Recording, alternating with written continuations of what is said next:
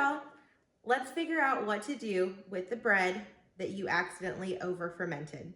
I mixed this bread up night before last. Planned to bake it yesterday. It rose, it fell, it was beautiful, and I did 0 things with it because I got busy, and that happens. But there's nothing wrong with this. It's just fermented for too long. So what we're gonna do is we're not gonna throw it out. It's definitely not gonna hold its shape as a loaf. See? And so what we're gonna do is we are going to make this into a beautiful loaf of focaccia bread. So let me set this aside and we're gonna get our pan ready and we're gonna get our toppings ready.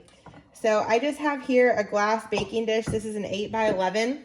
And I'm gonna pour some olive oil in the bottom. Let me leave the cap off of that because we're gonna need it in just a minute. Let me set that to the side. I'm gonna make rosemary garlic focaccia. So I just grabbed a sprig of this off of my rosemary plant.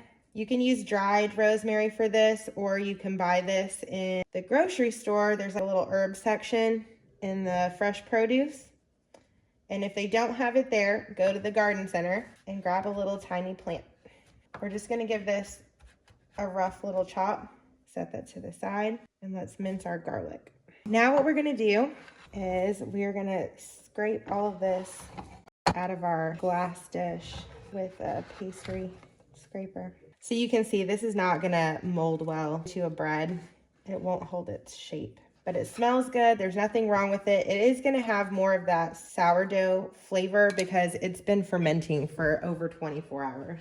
And now what we're gonna do is we're gonna take some olive oil, put that on top. We're gonna spread this out. And now we're gonna take our minced garlic and rosemary, sprinkle that on top. And that smells so delicious. Very garlicky and super fresh with the rosemary. We're just gonna work that in. And then we're gonna put salt and pepper.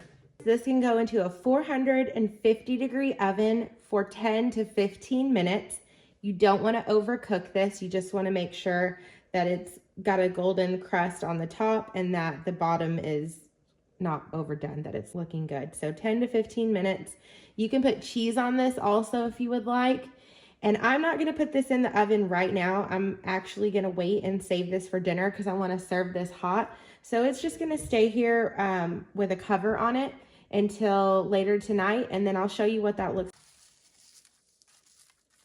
like. Our focaccia bread baked for 14 minutes in a 450-degree oven. And I've just taken it out. This is what it looks like. I'm gonna give this a cut, take a piece out. And you can see how nice this looks. This is a great way to save a bread from going in the trash. This is delicious. It's got a nice garlic flavor. It's gonna go great with our pasta tonight.